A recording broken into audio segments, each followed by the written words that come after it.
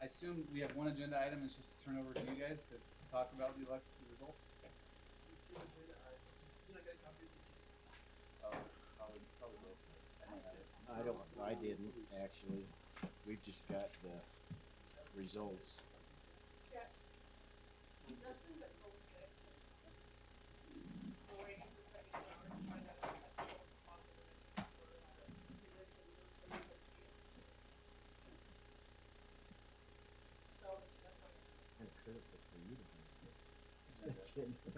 Bet he didn't email one. I didn't see one in it.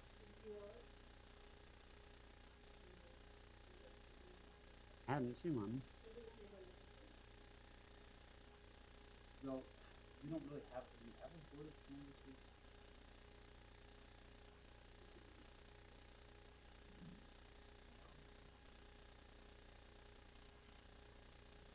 It's your fault, pal. Okay, I don't have an email either. the agenda I'm looking at says adopt a resolution. There's just there's Isn't it one just item, one but item? it's number 2. Second, okay, here we go. Canvass the presidential primary, approve or deny policy to allow board members to participate electronically. Okay, so have we started yet? Yes. Oh, we're in the meeting. Okay. Okay. Welcome to the meeting of the Board of Canvassers.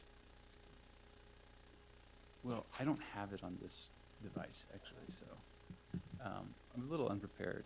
Paul, can you send it here? And I can, not according to my inbox, you didn't. Sorry, dealing with some agenda issues. This is great. Okay, we've got 2 agenda items. First is canvass the March 3rd presidential primary. Turn the time over to Josh Daniels. Great, thank you, members of the Board of Canvassers. I'm Josh Daniels from the County Clerk's Office. We have a couple of exhibits for each of you that are the results of the presidential primary. So kind of an exciting time in Utah County elections history.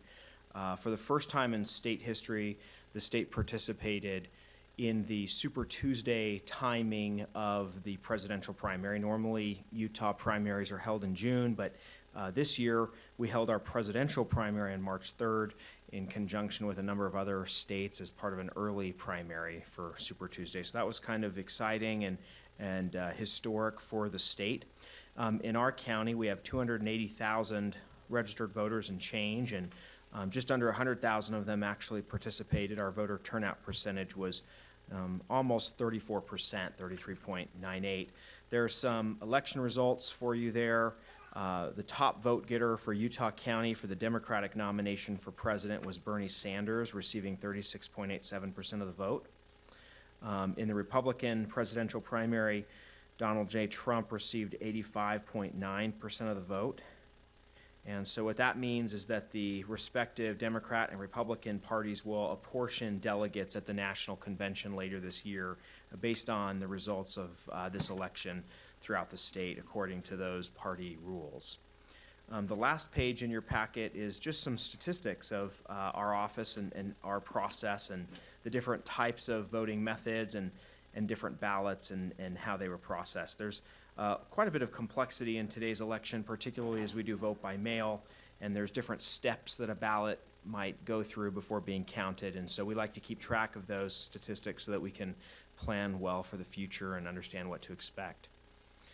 We're joined today by members of the election staff. That this was a huge undertaking, took a lot of work, and we've made a lot of changes in the county for how we process elections. On your screen, I've got our website, which has been newly redesigned with significant help from IT and others. We have a tab for election results for the public to view. We have a really unique, in fact, the only in the state to do a map. So there's a special GIS map that GIS helped us develop that shows on a precinct-by-precinct basis the results throughout the county. This was really popular. A lot of people like being able to visualize election results. So there's tabs up on the top for the Democratic and Republican results. There'll be a map here that'll load and some basic summary statistics as well. And there's also a tab for voter turnout. You can even see which parts of the county had high or low turnout. It's a pretty cool interactive tool that's helps people better engage with election results. Another important piece of the results is what's called the Statement of Votes Cast, the SOVC. This is a precinct by precinct results. We've got them in, for the first time in many years, actually shared in kind of a spreadsheet format, which most people prefer when looking at these results. So you can actually see the data on a precinct by precinct basis of how the votes broke down and turnout. We'll see if that opens up.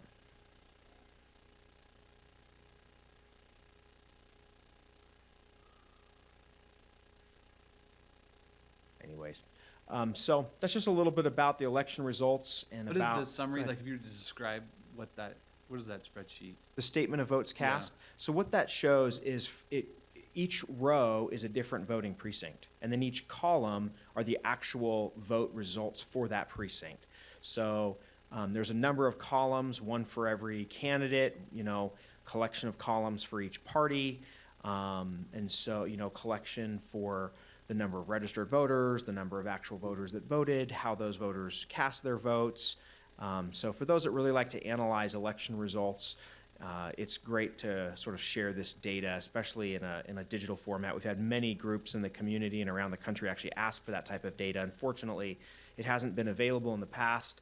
Our practice previously had not been to share that type of data, or at least that format, but when we moved to some new systems recently, we've been able to share that, and so That's great. pretty That's an excited about incredible that. improvement. so any As is all of this website and the map feature, and that they were all available right after polls closed, essentially, right. the first batch. Yep. Yeah, we prided ourselves in trying to work really hard to be the first county in the state to release results right after polls closed at 8, and we were this year the first to do that. We hope to continue that trend in the June primary and then later in the general election.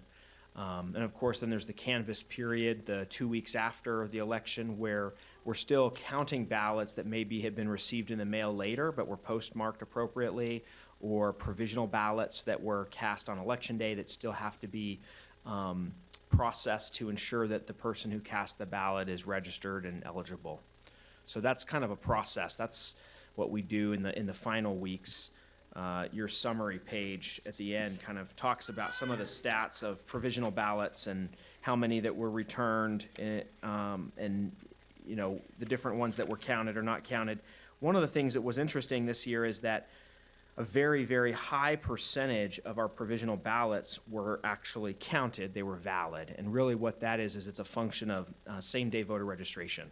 The state recently allowed same-day voter registration. So in this particular primary, people who were interested in casting a vote for president, but who maybe had recently moved to the state or recently moved to our county, may not have been registered to vote yet or hadn't updated their voter registration information. So they can actually show up on election day and register to vote and vote.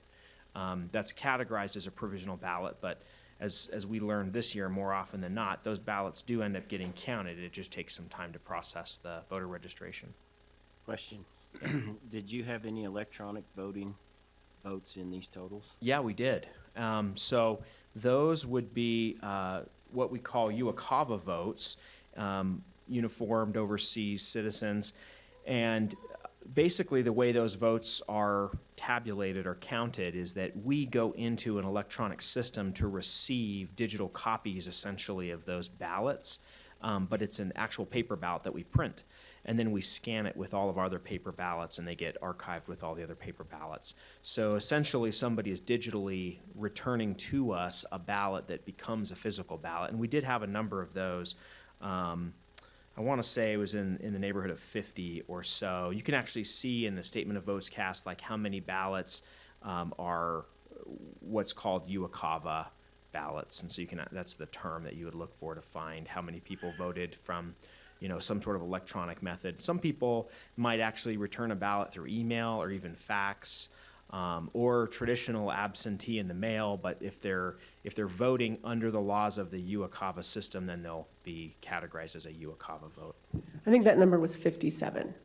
57 were cast using the electronic method for disabled and overseas citizens. What was the software that was it the Votes app? Yeah, it was the Votes. Votes app. Yep. And it worked fine as Yeah. far as you know? Yeah, No issues? and, yeah, and we're in the audit period, and we've had no issues come back.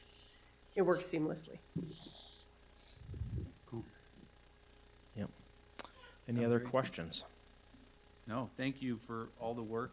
The Elections Division is doing an incredible job. Appreciate this update. I would comment that I did go in and look at that map. It's really cool. If anybody hasn't had the chance to go in and really look at that, because you can drill down into your own precinct and you can see how people within your own precinct are voting, and it's really cool. That's a great feature that you guys have added. Yep. Yeah, we're excited about it. We're one of the first counties in the country to actually use that functionality from the GIS system. So, I mean, as you know, we have a great county GIS department. They're always cutting edge with utilizing what GIS has to offer. And this is a particular feature and functionality that the software company came out with just about a year ago. And our county is one of the first in the country to use it and to use it as robustly as this. So. Great. Okay, we'll move to agenda item number 2. You'll probably want to have a motion on number 1. Okay? We have, what do we just approve? You'd want to certify, I believe, is the motion. Certify. I Certify can the make a election motion results. that we certify the canvass of the March 3rd, 2020 presidential primary election. Second? We have a motion and a second, as stated, for agenda item number 1. All in favor, say aye. Aye. That passes 3-0. Number 2. Paul, do you have a description of this? Yeah, so as a requirement under the Open and Public Meetings Act, a board can hold electronic meetings, meaning that board members can telephone in and still cast votes. But before you do that, you must adopt written procedures for an electronic meeting.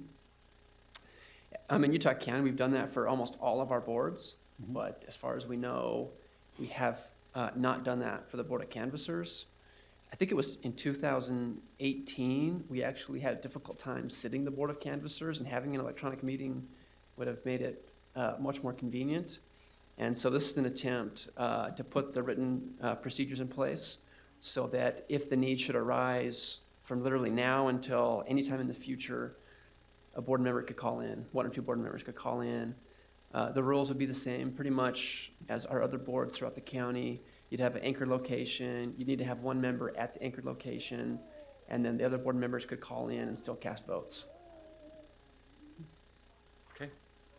Sounds great. I'll move that we adopt regular agenda item number 2. Second? We have a motion and a second to adopt regular agenda item number 2. All in favor, say aye. Aye. That passes 3-0. Any public comment? Nobody? Motion to adjourn. Second. Okay, motion and second to adjourn. All in favor, say aye. Aye. We're adjourned. I got a pen. Does it matter where we sign?